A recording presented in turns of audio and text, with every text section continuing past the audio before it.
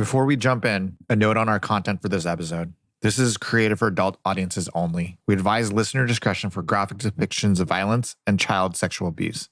It might be a lot to take in, so if you need a breather, take a break or come back later.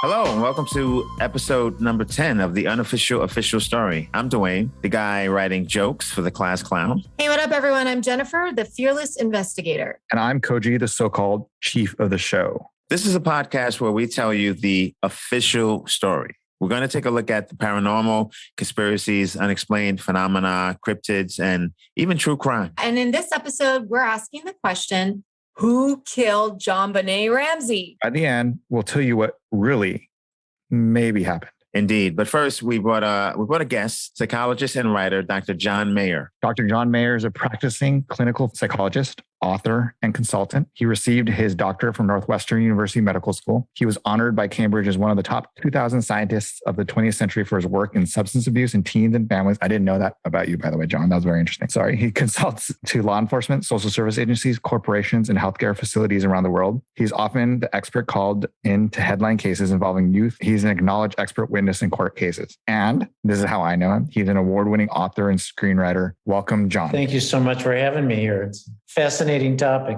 How's everything going with you? Really good. Really good. Getting cold in Chicago. How did you get into your line of work? When I got into med school, I come from a poor family and I always had to have jobs. So I was kicking around what I wanted to be. At first, I thought I'd be a neurosurgeon, but I always thought the brain was the thing, the most important thing in our life. So I started to work in mental hospitals. And what I found I was really good at was helping kids, especially violent kids and kids on drugs. And I got very well known for that. And in fact, a program I started for criminal kids got national notoriety, shall I say, and we got referrals of really dangerous, creepy kids from all over the country.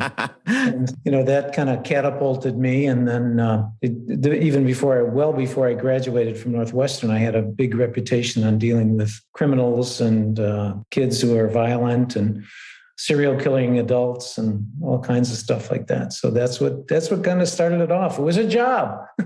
Right. I actually like the fact that you said creepy because, we're so sensitive, but you can actually use that word and still be trying to help and still try to find solutions. You still have empathy. But to the average person, my brother's a doctor and before that, he worked in a mental facility just as a security guard or something. And he said it was something else, Yeah, I can't tell you, Dwayne, how many times I've told a kid, "Hey, man, that's creepy. What are you doing that for? You're weird."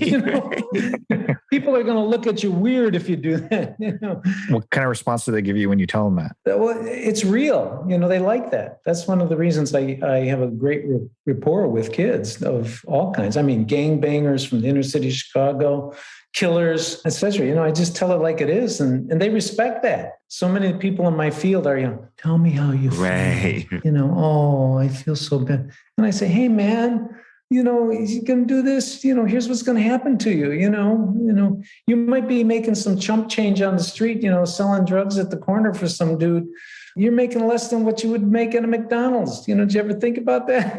Absolutely. I'm from Brooklyn, and I think in the beginning of the crack epidemic, it was always dangerous, right? Right. But you could kind of make money. I never sold drugs, but at a certain point, the hierarchy was defined and guys were just selling for other guys. Dwayne, that's it. The kids get allured by quick money, right? Right. And okay, you can have $50 cash in your pocket in one day, but that career, that little job aspiration is short-lived. It's only going to be standing on that corner for a good year or so, and then they use you up, and then they got somebody else, and they don't realize that. They don't look at the bigger picture. But that's one of the problems we have with kids too, is that they don't look at the future. And what we don't realize about kids is that their brain isn't wired to look at the future. They don't have that literal cognitive ability to do that yet. So we're all trying as adults to go, think of the future. Think of the future. You're not going to get into Harvard if you don't do this, and kids are going, huh? I'm just worried about next weekend. I'm not worried about getting into Harvard. Why do you think you became so good at what you do, particularly working with youth? But I think you kind of touched on that. So what I really want to ask is, why do you think you're so good at your job? Because I actually play a psychologist on this web series for the last, since last year.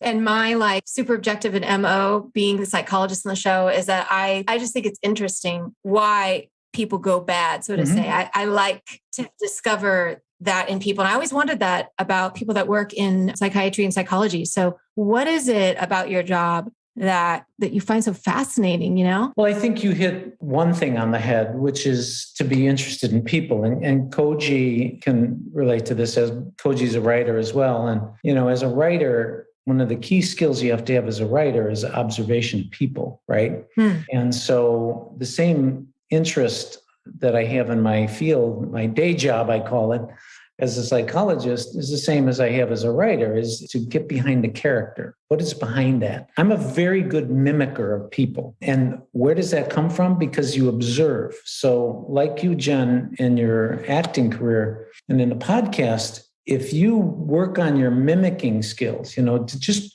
try to empathize and mimic that character. How would that character be? You'll get really good as a psychologist. Now, back to the one aspect of the question that you asked is, why do I think I'm so good? Is because two things. One is that I come from I mean, not a Borscht Belt comedian poor, but my family was poor. I grew up on the streets of Chicago myself, so I know these people. You know, these are the guys that were beating me up and hassling me at the corner and taking my football gear and throwing it in trees and taking my books and running away with my books. And I never had a bicycle because everybody stole bikes, you know, in my neighborhood.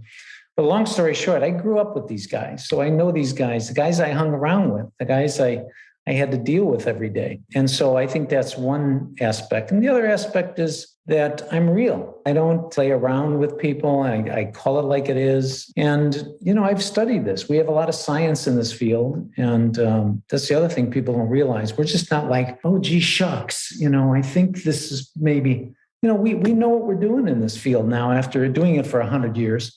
You know, we know a couple of things, and I study the field thoroughly as well. That's why Cambridge gave me that award, is that, you know, I'm a researcher as well. What is the number one misconception people have of children who are going through kind of these troubles? They assume that they know how to and are expected to act like an adult, like you and I would act. The kids. Yeah, the kids. You know, the adult world assumes that kids have all the skills that they need just because they might be 6'4" and wear the latest fashions and have a Gucci chain around their neck, that they think that, well, they must be with it and know how to become an adult, and they don't. So that's a misconception. You know, they're not finished people. That's the other thing that has made me successful, is I never considered these kids, you know, to be my equal. Right. Right. And you know, what's interesting about that is that someone like you who's trying to help the situation realizes they're not full-fledged adults, but sadly manipulators realize that too. Yeah. It's weird to be on both sides of that spectrum where, well, both of you know these are vulnerable people, except one's trying to help and one's trying to not help or, you know, exploit, as it were. And Dwayne, that takes a lot of forms, you know, in terms of studying people. And it kind of gets back to what Jennifer was saying as well. And really segues into our topic today, because as I was watching some of the material about the Ramseys, you know, a lot of these commentators were making assumptions about how they should have acted when their child was killed. Right. You know, and it kind of pissed me off that, you know, these commentators were like, well, look at, they don't look so devastated.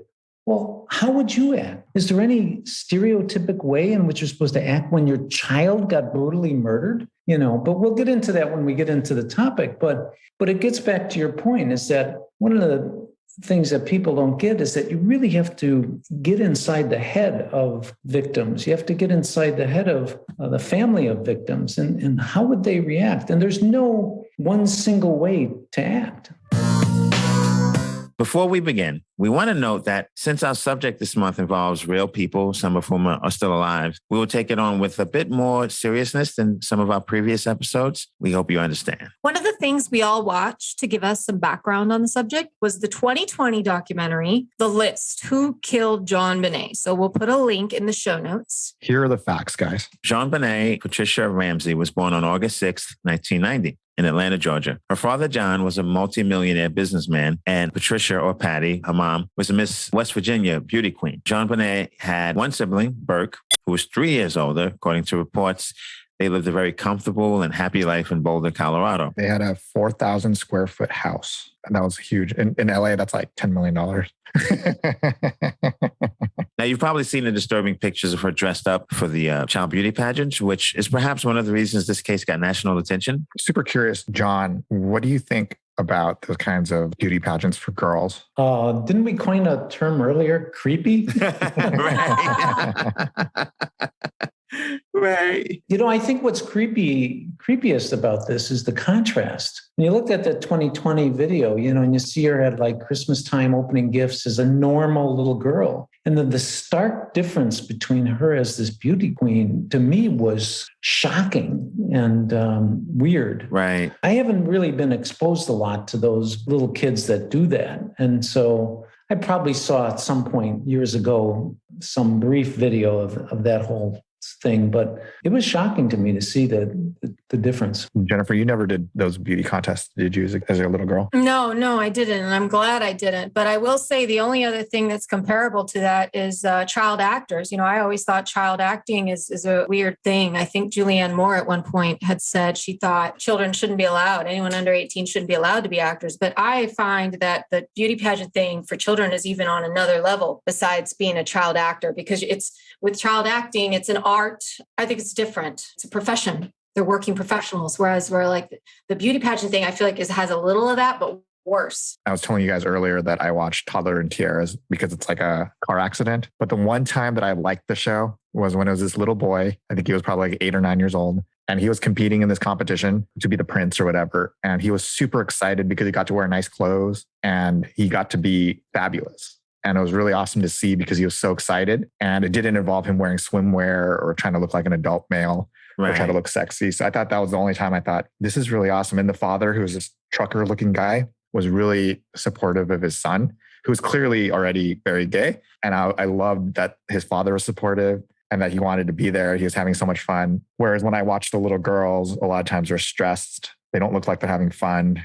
They're being objectified. So that's when it's usually not good. I will interject, Koji, that if you look at those pictures of JonBenet, she certainly looked like she enjoyed it. Mm-hmm. And again, as we were talking about and getting to know each other here today, look at it through the child's eyes. And like it or leave it, this young lady was brought up kind of with traditional male-female stereotypes. Mm. And so she loved the dress-up part of it. And she looked like she really liked, you know, putting on the fancy clothes and the makeup. And she was all into it. She certainly didn't look like she was forced into it, you know, and we don't know that background, you know, who came up with this idea to put her in the beauty contest. That's a whole other question that nobody ever asked these people. But look at it through how maybe she felt about it. You know, it's dress up, it's Barbie. She gets the play act. And that's like Jennifer was saying with these kids. And I think that's the sadness of it, is that these kids are kind of seduced into doing some things that we're looking at going, well, this is kind of creepy, but they're like prancing around and having a great time. You know? It feels like it's the public nature of it, because if you give a boy, if we're going to be traditional, if you give a boy like Legos or some kind of construction set, it's like, okay, right? If you give a girl a doll, it's okay. It's the public sort of display that kind of puts it in another strata. But even if you have young males doing go-karts, no one thinks anything of it. Right. It's something about most parents, again, you can't like judge people because they don't do what you would do, but most parents want to slow the aging process with their children. You know, they grow up too fast, which is what you always hear. And then you have a case here where it seems like they were like rushing it a bit. I think that's the thing that really doesn't sit well with people. Obviously, that it seems sexualized a bit. On the morning of December 26, 1996, Patsy Ramsey discovers that JonBenet is missing. She finds a 2.5-page ransom note at the bottom of the stairs asking for $118,000 and stating that they would be in contact the following day between 8 and 10 a.m.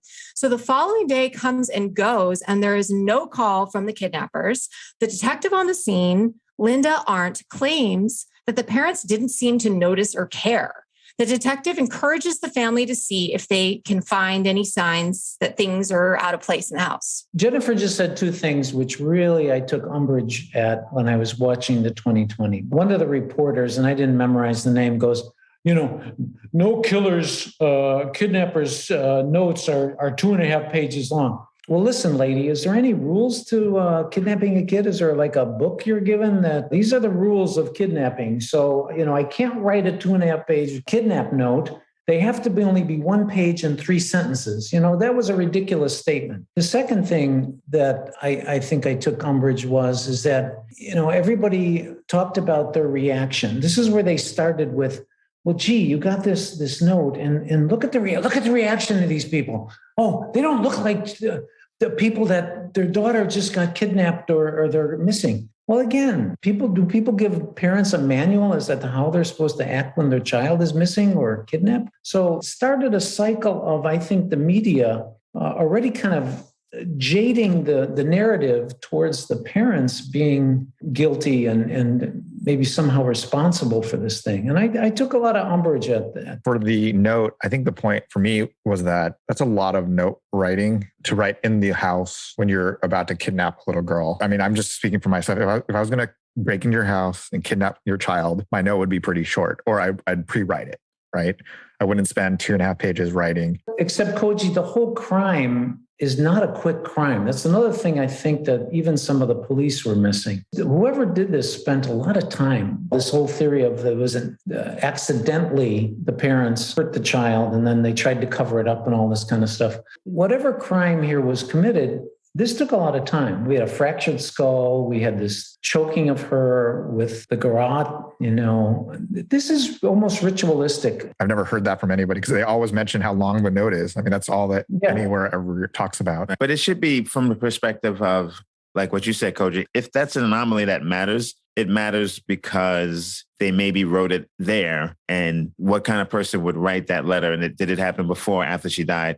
The length itself isn't like Exhibit A. It's sort of like the length of the note with the fact that it was the paper from the house or how long or when it happened, those kind of things. They still don't 100% prove the parents did it. It can kind of make, sometimes law enforcement gets lazy they get one kind of glaring thing and they just run with it, which they should, but they shouldn't exclude them from running with other things, And Dwayne, don't get us started on the laziness of that Boulder police, because even in the 2020 episode, it almost looked like Andy and Mayberry, the way the police were handling this the crime scene was compromised. There were things done that, most police, I work with police all around the country and all around the world, and most police would shake their head at many of the procedures that were done. And then again, it gets back to the social station of these people. I think there was a lot of things forgiven from normal police procedure because, well, this is, as Koji said, this is people that live in Boulder with a 4,000 square foot house. This guy's a multimillionaire, but that's, absolutely terrible police work. It is alleged that John heads directly to the basement where he finds his daughter's body. According to John Ramsey, she was lying on a white blanket. The blanket was wrapped around her. Her hands were tied above her head. She had tape over her mouth. I immediately knelt down over her, felt her cheek, took the tape off immediately off her mouth. I tried to untie the cord that was around her arms, and I couldn't get the knot untied. JonBenet's skull had been fractured. She had been sexually assaulted and had been strangled with a garrote made from one of Patty's paintbrushes. Again, I go back to the time taken here. This crime took a lot of time. This is not just smacking somebody on the head and running away. It taking so much time. What does it say to you in terms of possibly suspects or possibly how comfortable they felt? What people don't understand, and even is portrayed in documentaries and movies and on killers, and particularly serial killers, is that they all have a worldview. They all have their modus operandi, their way in which they're going to commit their crimes, which makes sense to them. It doesn't necessarily make sense to us. And I think that's part of the puzzle of this whole crime, is that, well, why would they write the note in the house? Why would the note be that long? As Dwayne was talking about, they could have had a cheat sheet copy of the note that they were going to write, but they wanted to write the note in the house with house materials. Why would they use the broken paintbrush to not only sexually molest her, but also to create the garrote? This might not make sense to us, but to the killer, this is part of their worldview. This is part of their operation. And to solve the crime, and nobody's talked about this case, you need to get in that mindset of why did this make sense to the killer?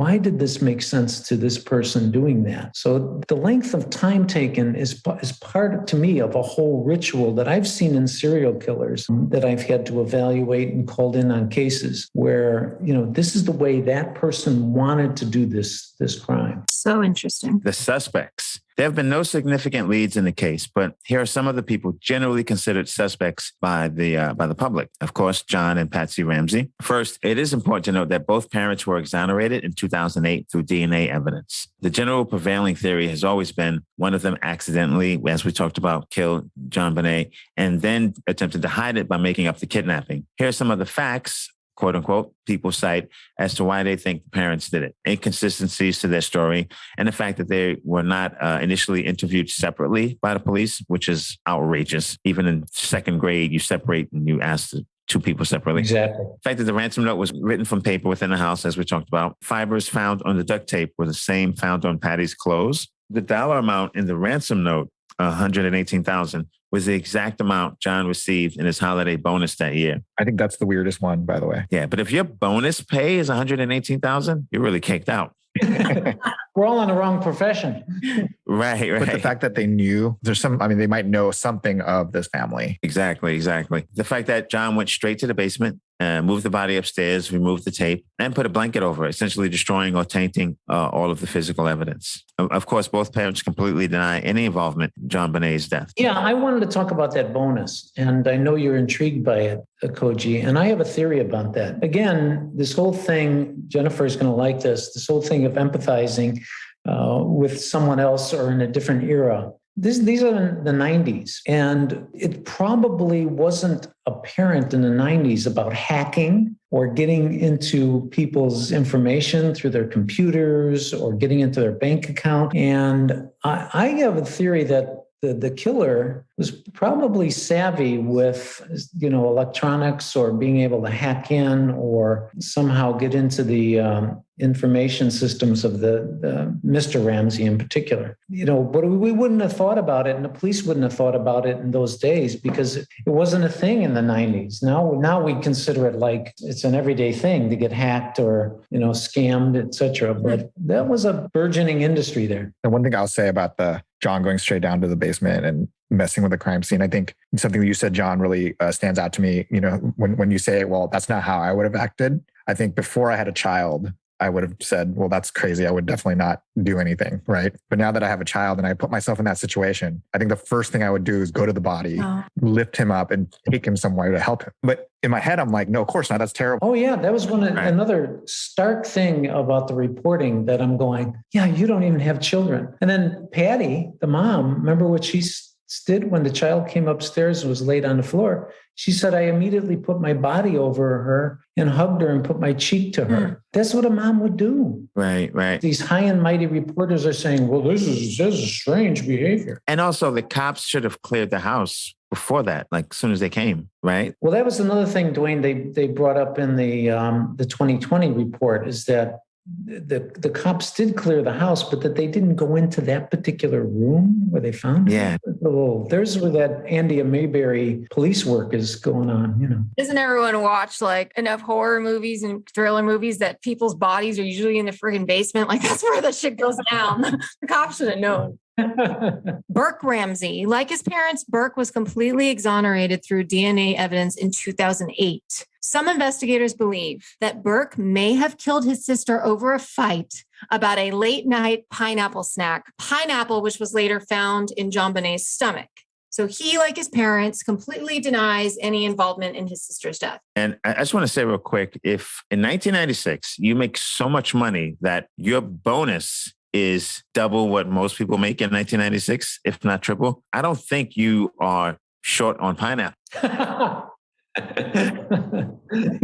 I think that's a great comment. Someone outside the family could be a suspect. The police initially did not believe it could have been an intruder. They claimed there were no footprints, but the crime scene was never secured. So it is difficult to know that for sure.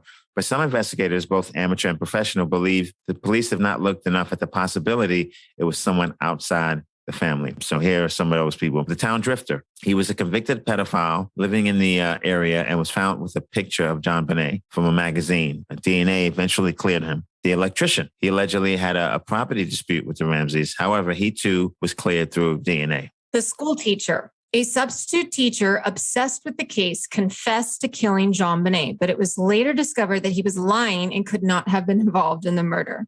The housekeeper. The Ramseys' housekeeper purportedly needed money, which could be a motive for the ransom. However, it is all circumstantial and no charges have ever been filed against her.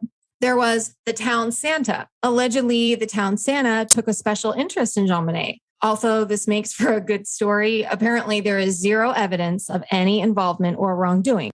A local reporter. This reporter allegedly was turned in by his partner, who claimed that he was missing on the 26th and came back with dirty clothes. His handwriting could not be eliminated from the person who wrote the ransom note. No charges have ever been filed against him. Here's some kind of wacky theories. One is Ghislaine Maxwell of Jeffrey Epstein fame, the gatherer of the girls. They say she's in the background of JonBenet's last known photograph. This is completely untrue. It's like those infomercials at 2 a.m. Like, if they had something that like cured every disease, you would know about it. It wouldn't be an infomercial 2 a.m. And also, JonBenet never died. That's another theory. She just became Katy Perry. I actually like that one. One person believes her eyebrows are exactly the same. Could this be true? So funny. I had never heard of that until we did the research, by the way, for this case. That was the first I'd heard of the Katy Perry connection. JonBenet was killed in some satanic ritual gone wrong. Another theory that's one of the wacky ones is a wolf killed her, a wolf. And the whole ransom note was a cover up by the parents. This is my favorite one. It was the APAC. This says the Asian Pacific American Coalition, which is the APAC, was an active liberal political group operating out of Colorado University. And the request for $118,000 written in the ransom could have actually been code for JonBenet's time of death, which aligns well with her actual time of death around 1:18 a.m. As if this conspiracy isn't already crazy enough, APAC disbanded just weeks after the young starlet's murder. By the way, we took that exactly from Ranker, so that's not our writing, just to be clear. Another one, and my favorite, is the aliens. The aliens were jealous of JonBenet Ramsey's beauty, of course. And if you need proof, in the ransom note, the writer wrote foreign fraction, which of course means aliens from outer space. And another one is, of course, everything's tied to 9/11. The people behind 9/11, it was them that did it. And I would try to explain it to you guys, but it's just way too complicated and we would need another 20 minutes to do so. When we come back, we'll put our minds together and figure out what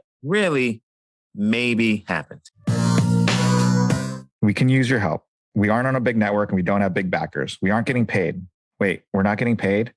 That's why we need your help. Please, please, please consider supporting us on Patreon. Any amount helps us pay for the show. We're planning on having exclusive content for our supporters, so stay tuned. Now that we've discussed the facts, let's workshop our ideas. On the heels of the wacky theories, I have my own wacky theory. Let's hear it. All right. Now you got to put your mind into the 2020 broadcast.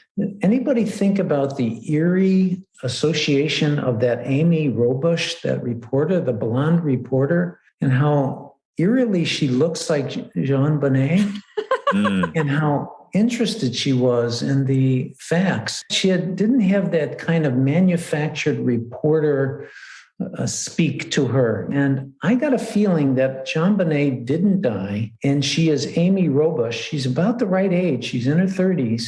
And I think she's a reporter for 2020. Stalled. The case is stalled. Boom. Boom. Right. Mic drop. Oh my God, that's too funny. My theory. So the Ramsey family was very aware, even though they didn't necessarily handle the press very well. They were very press savvy, I think. They were thinking iconic. They wanted to make their family really famous, but they couldn't get into Hollywood. They couldn't write a book. They couldn't, do those kinds of things. So what they decided to do as a family was to create the ultimate true crime. So that everything was faked. This whole thing was faked. And they just put enough evidence here and there just to make them think that it's the family, but so that the whole conversation is always on this case forever. Because now everyone will always be talking about it. And JonBenet is Amy Robush. Right. Or Katy Perry. JonBenet's alive somewhere. So you mean the death is fake too? Everything was fake. They just got another body that looked like JonBenet. Interesting.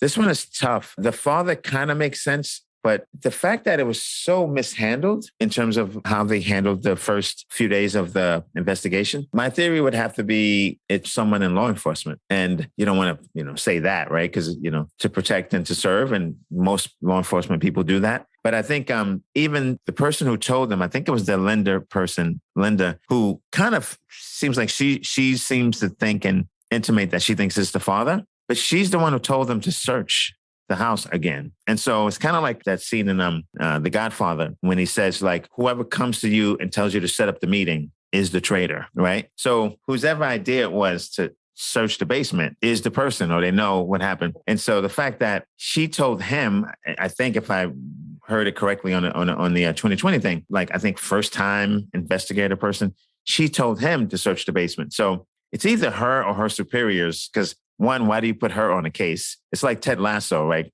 When you hire Ted Lasso, who's a American football coach, to coach your soccer team, then you're sabotaging your soccer team, right? That's what you hope will happen. So I think it's law enforcement. I'm not sure who. I don't know if it's that lady Linda, because it seems like a male kind of crime.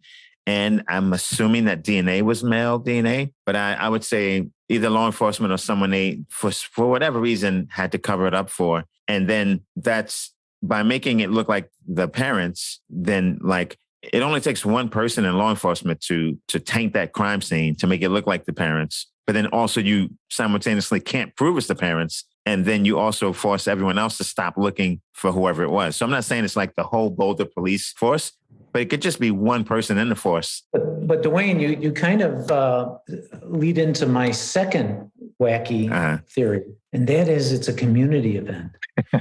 Oh, that's so scary, though. Don't say that. That's terrifying. The whole community, almost like a little Stepford kind of situation where, this is Boulder. It's that community where all these 4,000 square foot houses, and little girl disrupted that nice harmony they had.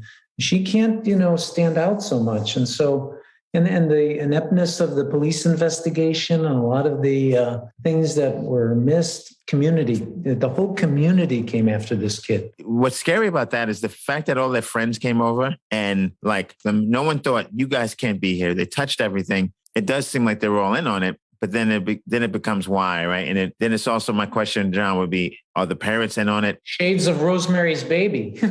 I'm thinking some evil entity made the community do this, and they had to do it to get this like evil spirit lifted or whatever. Koji, take notes. We could have a screenplay out of this one. My theory, there was a sort of, I hate to say it, it's so hard to say, like a sex club. So like a community sex ring. And that the parents were in on it because they were in charge of this pedophile sex ring with their daughter. It was their little club, and something went wrong that night, and a molestation or whatever. One of those suspects could have been the homeless person, could have been Santa Claus, could have been a neighbor, could have been the maid. One of them accidentally killed her. And then the parents and the parents mainly covered it up. One minor note that was made in the 2020 broadcast was that, and I might have these stats wrong, but didn't they say that something like 20 or 50 pedophiles lived in that area? They did say that, yeah. Yeah, it was, and I think it was 50.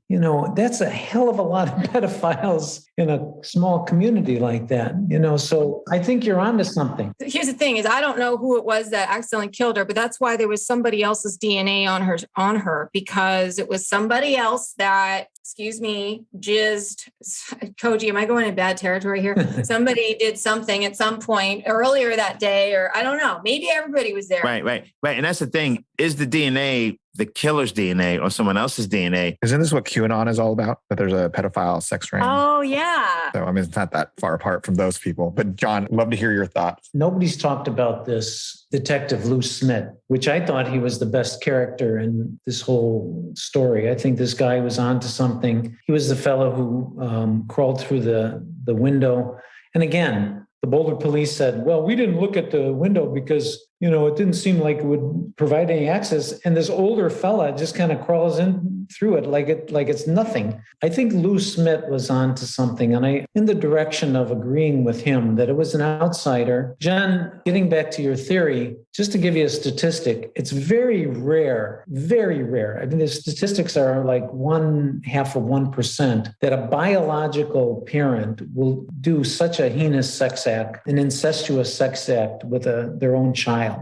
Typically, when we see child sexual abuse, it's a step parent or an uncle or a relative. When it's a relative, let alone most child sexual abuse is done by somebody who's not biologically connected. But anyway, I think it's an intruder. I think an intruder came in. And again, given some of the tidbits I've been saying through the program, I think this person has a worldview that makes a lot of sense of a ritualistic killing. I agree with this Lou Smith at one point saying that not only is the killer out there, but probably there's going to be other crimes in this direction. Statistics or facts about my theory is that there's probably at any given time 300 to 500 serial killers running around the United States that we don't even know about. And so I think we have a serial killer that has done this, has his own ritualistic way of doing this. And how many of nobody's looked at other crimes that have similar connections in even one or two ways. So I think it's an intruder. Wow. What's crazy about that is it seems like people who do that, they don't stop. And sometimes they also increase in frequency. And Dwayne, here's another thing that we talked about movies and portrayal of these people. And many times to make it dramatic, the movie or documentary says, and here's an indication of they wanted to be caught. That's false. Mm-hmm. They don't want to be caught. They want to go merrily on their way and keep doing this ad infinitum. So this was carefully done not to catch them, implicate the parents. This person, fits the profile of a serial killer that in their own world, they're pretty intelligent, in what they're doing. They have it thought out. And, the hacking I mentioned before, this person wanted everything to point at anything but their involvement with the case. All right. Well, we're at the point in the show where we have to choose the unofficial official story. So let's see which one we wanted to pick. I will say I love the one that the town does it. It feels very like village to me. And it's kind of the most, it's the one where they all kind of came together and kind of almost shunned. That's the one I like the best. But Dwayne, which one did you like the best? I like that one too, only because it kind of encapsulates the others in a way. And I also think that in terms of just sort of like someone who doesn't know any of these people, and if I'm to just let it go, I mean, I can let it go, no problem. But that's the one that helps me let it go the most, because so many things were done wrong. Let's just say it was the whole town and keep moving. You know what I mean? Although I will say that two smart people, so John and the detective, both said that it was probably an intruder. So it's probably most likely, I think it's probably most likely an intruder. But with that being said, I think it's more fun to say it's the whole community. But Jennifer, what were you thinking? I like the community one because I feel like I've never even thought of that. Like a village scenario where they all came down on it for whatever reason. I don't know why. Like you said, was she taking their fame? Is that what you touched on, John? That she was calling too much attention to the community. If you had a scenario where the community was involved in some kind of nefarious activity, like a sex club, like you said, or demonic kind of rules or anything, you wouldn't want notoriety. And this girl was getting tremendous notoriety. We got to get rid of her, putting too much of a spotlight on this little wonderful thing we got going here. I think that's my fave because it's so unique, and it would make a really crazy, like if we made an actual episode of this episode, visually, video-wise, that would be really crazy to make. And John, what are you thinking? I like this community idea as well. I'm already starting to write the screenplay on this. This is Rosemary's Baby redo. Right. It works metaphorically too, right? Because metaphorically, it is the whole community. This doesn't happen in like places where there's guys hanging outside, bebopping. You know what I mean? Right. Like, so by even having this seclusion, you create the situation that allows an outsider to come in. Dwayne, I think that's brilliant. And think about, you're right, metaphorically, we contribute to the fact that we're clapping for this little girl prancing around and creating this whole thing. That was good. So who killed her? They did. And that is the unofficial official story. We'll take another break. And when we return, we'll each give you guys some important advice. Okay, this month we're going to do something that Koji does in every one of his screenwriting classes. Koji, care to explain? Okay, so in each of my classes, I feel the need to give my students advice on how not to be a victim of a crime, but sometimes that always turns into how to get away with a crime, specifically murder. And in honor of that and our subject, let's share our best how to stay safe advice or how to get away with murder advice. So my first and most important advice is always it's okay to be weird and make people feel uncomfortable. So especially for women, if you're ever in a situation where you feel uncomfortable, it's okay to be rude, but it's okay to make a scene if you feel like you're in danger. I think too many times we're taught as humans in this society that we have to go along, that we don't want to make a scene. But a lot of times that feeling inside of you is there for a reason. It's there to prevent you from being a victim, that we put ourselves too many times in situations to try to get along instead of being safe. And I think that that's the number one thing I always tell young women in my class is that if you ever feel uncomfortable, it's okay to make a scene. And if it becomes uncomfortable later, that's fine. At least you're alive, as opposed to the opposite, which is you're dead. You should have made a scene earlier. So you never go into somebody's car, never go to somebody's apartment, never walk on the street by yourself if you feel uncomfortable. All those things are facts and that you should always be aware. And the most important thing is your safety and not someone's feelings. Great advice. That is great advice. Absolutely. My advice is if you're in a sticky situation or you think you're going to get murdered or you're about to be kidnapped is seduction. I used to oddly fantasize that if an intruder ever came into my house, I would give them a blowjob to blow them, to seduce them or something, to like throw them off. That was always my thing is if I'm ever in a weird situation, whether it's a girl or a guy, I'm going to try to manipulate them and try to, I don't know if I think there's a theory for that, right? When you start to make friends and trust the kidnapper. The Stockholm theory. Stockholm theory, yeah. So it's a little of that. I know of cases that it works, but I've also heard of cases where people get more angry about it, right, John? Does that sometimes happen? Yeah, Jen, I didn't want to step on your toes. I was just not going to say anything at all. But yeah, not good advice. It's not good advice. Darn. You're not a pro at this, so if you try to out manipulate or out trick an intruder or somebody who's violent, you got to understand, this is their whole life. They're better at it than we are. So you're never going to win them over. So I wouldn't advise that. And no blowjobs. Right. Although if it came to that, then you could just bite down. Yeah. For me, I think it's sort of like an advice suite, if you will, along the lines of what Koji said. One, always expect and think the worst. Thinking the worst is not a crime. It's not something that people should get upset about, especially if you don't say it, but think the worst. And if you're from an inner city, that's how you're raised. Think the worst. And that'll inform everything else. You don't have to say, I think you are a murderer, but you think it and you move accordingly. I would say keep your phone fully charged as much as you can and have the best phone service you can. And third, tell people where you're going, because I think sometimes you might be doing something you're not super proud of or whatever, or going someplace, but you have to have those 2 or 3 people you tell. Now, that might just help them recover you as opposed to save you. But when you go missing or something like that, to that effect, the quicker someone can positively say they went here, they went there, the quicker people can get on your trail. And John, why don't you tell us yours? 2 things. One, very quickly, I totally agree with Dwayne, and I call it city sense. Right. You have to have some city sense to you where, you're looking around. You do have a swivel head and you're looking around that thing. You don't walk down Fifth Avenue in New York with your purse wide open, which I saw one time, a woman walking down with her purse wide open, and somebody just out of the blue went up there, put his hand in her purse and ran away. So city sense is important. Now, this is a real practical tip, though, I want to say about being safe, and it's very important, which young people don't do. Ask a veteran of the scene, what are some of the things that I need to know?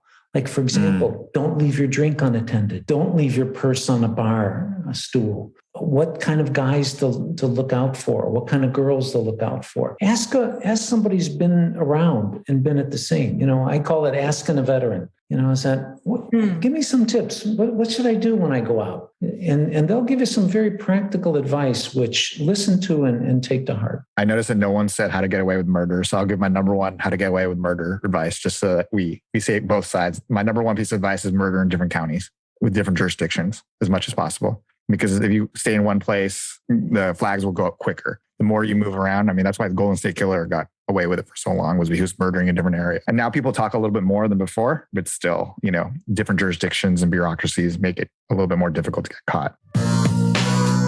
Thank you, John, for coming on with us. Please tell us where people can follow you. Well, a couple of things. I have, like everybody else in the universe, I have a website. It's drjohnmayer.com. I also have my own podcast called Anxiety's a Bitch, chock full of techniques and tips on how to deal with stress and anxiety and getting good sleep. Thank you so much again, John, for coming on. And thank you all, Unofficial Official Story listeners. There are a million podcasts out there, so we are so honored you've chosen ours to listen to. Please check out our website, unofficialofficialstory.com, for our show notes or to hear our past episodes. And be sure to come back next month when we answer the question, what happened to Malaysia Airlines Flight 370? It's the same place JonBenet is. Right. It's the same community. Exactly. All right, guys. Thank you. Bye. Thank you, everyone. It was a great time. Thank you. Thank you. Cheers.